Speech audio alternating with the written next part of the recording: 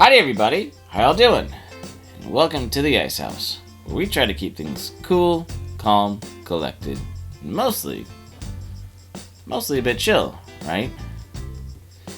Well, if you guys have been following along at home, you probably know that the last few weeks have been pretty interesting when it comes to advertisement, when it comes to campaigns and spokespeople, right? And I'm not necessarily just talking about how Sydney Sweeney has reminded us that American Eagle and Baskin-Robbins still exist, but there's the fact that other companies have kind of been following suit, like you'd expect. You know, they pulled that Beyonce ad about, Levi's, I think, or now the Gap is also putting their advertisement about denim, although it has people dancing to the Milkshake song, which seems less about denim and more about, I don't know, all the nostalgia and member berries, and like I said, it feels like it's all 2004 all over again, which, it doesn't feel like the worst thing for me anyway, but I don't know. But the thing is, with all that going on, it kind of seems like the last few days have been a bit more about brand management as opposed to the advertising and who's the spokesperson and what the ad campaign is. And, for better or worse, or maybe a lack thereof, it seems like we are having management try to, reevaluate their brand and how they're connecting with their target audience. And, if you caught my PSA yesterday, I took a little bit of a tongue-in-beak jab at the whole Cracker Barrel thing, where they decided to take the logo that people have known for years, right? I mean, not only is Cracker Barrel known for the knickknacks on the wall and the rocking chairs out front and the little gift shop, but also for just the ambiance and the grandma's home cooking and, good southern cooking, right? But now they decided that all that sort of nostalgia, all that sort of, the feelings that are evoked when you see the logo, they decided to turn it into a pretty generic, just bam, nothing that special, nothing, without the personality, and, people have been talking about the stock prices, and a lot of things have dropped. The interest, the excitement, the customer base, and even those interested in investing in the company have decided that they're not sure they're interested anymore. And that's, I would say it kind of feels like left field for Cracker Barrel, but they also had been testing out recently, removing, like I said, all the knickknacks off the wall and making the dining experience, a bit more bland and sterile. And I get that they're concerned about their initial customers aging out, but for some reason, the chasing the elusive modern audience, that might retweet something but will never be a paying customer, really seems like a poor decision on this one. Because once again, something with unique character and something that stands out, or a brand that's stood the test of time and weathered the storm and still out there kicking. Because sometimes their brands, like with Sydney Sweeney and the American Eagle, it's like, oh, they're still here. Oh, that's pretty cool. I want to go show up and hang out again, right? It's not that they had to revamp their whole ideology, they just had to remind us that they existed, and they did, but in a pretty negative way, I would say. But like I said, they're not the only people who made the list this week, and I would call them more of a, I don't know if this is the third strike you're out for them just yet, but they're at least two strikes, right? Being the local parasocial network sheriff, I gotta talk the lingo once in a while. But then you have Blizzard Entertainment that put out a tweet, asking people what the feelings evoke when they see that brought to you by Blizzard Entertainment. And unfortunately, that tweet just had simple white text on a black background that didn't have the fun, crazy blue Blizzard logo that we've all come to know. And back when we all went through our World of Warcraft phase, or maybe you're still there, the creative, the fun, kind of whimsical sort of logo that, well, kind of told you something about the company and told you something, even had its own bit of advertising in it, but they decided to take that away to be, simple and generic.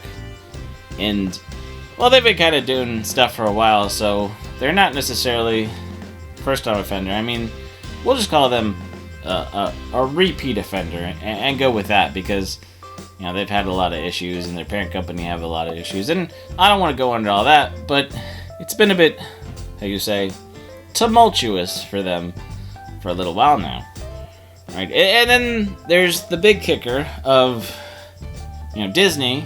There's an article that came out with Variety that people have been talking about. You probably heard that Disney's realizing that they need some sort of brand to appeal to the younger male audience, because they had great IPs that they bought that could have been marketed to the younger male audience, but then they decided that they didn't want to appeal to a younger male audience and said they were all girl brands. And now, Disney is great at taking other IPs and making it their own, but this time they kind of, changed the image so much that not only did it not resemble, the original at all, or just, a slight shift that they usually do, but it just became something that, again, this whole idea that chasing after a modern audience or whatnot, or chasing after people that you want to appeal to while neglecting your current target, customer base, or just existing customer base, leaves you burning the candle at both ends, right? So, I kind of think on all three of these counts that, with Cracker Barrel's new management, and with Blizzard doing what they've been doing, and, Disney being Disney, there's a lot of this whole thing about the customers have lost faith in the company, right? And that's where I'm going to leave it for that part, because we're not going to talk about what or why they did wrong or why we don't like it, because that's not the point. The point I've been really thinking about is this whole idea of brand upkeep, right?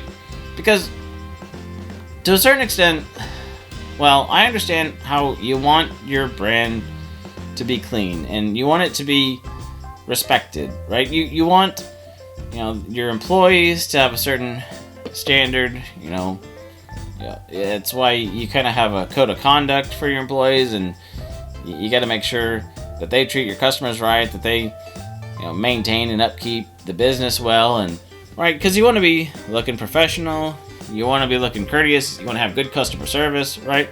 All that stuff makes sense. And I also understand there's upkeep necessary for any sort of building, right? You got to make sure, that all the, AC, that's going to need work. If the building's getting older, sometimes is it better to relocate to get a new building, right? Because, sometimes just fixing up an old place at a certain time, it's not cost effective, or maybe you're in the hotel business and you gotta replace the carpets and the amenities here and there because of wear and tear, but for obvious reasons. And I get that, but this whole idea that, every so many years you just have to revamp the logo, or this idea that people have stopped paying attention, so that if you're just the same for too long, you get boring and forgotten about. I think all it took was a good ad for us to remember that American Eagle exists, right? I know, it's just still relevant enough that it's fun to harp on again. But it just, okay. And so I was thinking about logos and brands, right? And this, being from Texas, and not that I live on a ranch or rode horses to school every day, uphill both ways, because that's how the story goes. But there is something to be said about, when an actual, brand, the thing that they actually put on the cattle to prove who it belongs to, right? Like, there's this thing I was thinking about. They don't go out every 5 or 6 years and being like, oh, we're the Circle T, but you know what? I think the brand we have, we need to reevaluate it. The T needs to be a little bit bigger, and maybe we need to change it to a little bit more of an oval, and we need to get all the cattle back in and restamp them, right? Because if you did that every 5 to 10 years, I mean, it'd kind of be like if you ever, are writing with a pen and you try to scratch something out or write something over it, and it doesn't look like you did one or the other. It just looks squiggled and muddled, and nobody knows what you were trying to write. And if you do that too many times, you might fail the test, or you know what I mean? Like, that's not good business. So it kind of befuddles me sometimes that, there's a whole, if it's not broke, don't fix it. And sometimes I think all this marketing strategy and sort of trying to figure out how to appeal to everybody in the next generation is just getting out of hand so much that they're spending all this money on, I don't know, trying to figure out what the next new thing is instead of connecting with people on a more simpler level. And I don't know, I think there's definitely something to that. And I think eventually, when they say the world is healing, I think it's also that people are getting tired of all this oversaturation and all this people trying to market to them specific and constantly, right? All the tailored ads they try to make for you when you're just trying to check on YouTube or shop on Amazon. And, it seems like everybody's, like I said, spending so much money on trying to get your money that maybe they're not really appealing to any form or fashion or any value system that we're really interested in. I mean, unless you play the game, right? Because if all your friends tell you you're making a good idea and it's a great fashion choice, or it's gonna look good, and then you go out into the world and you do something, or you wear a certain brand or logo, and you get a lot of negative feedback from the world around you because they say that doesn't fit. I'm definitely talking about the brand logo changes for sure, but it's that sort of thing that, just because somebody told you something you wanted to hear, that doesn't necessarily mean it's helpful or beneficial for the future, or something you really want to actually hear, if it's not going to be actually helpful advice for you going forward, right? Or accomplishing your goals. Anyway, I guess I just kind of been thinking about that whole thing that I don't know, like, there's a whole thing about Burger King, in the 80s, with that brown and tan and orange and yellow. It kind of looked very 80s, but after about a decade or two, it kind of looked dirty and dingy. And like I said, I understand fixing that, changing the colors so they look brighter and more inviting, right? That makes sense. But to change it just because, you think this marketing strategy is going to work, or somebody convinced you that investing all this money and changing everything about your corporate identity will make everything better. I don't know. It seems kind of silly to me, but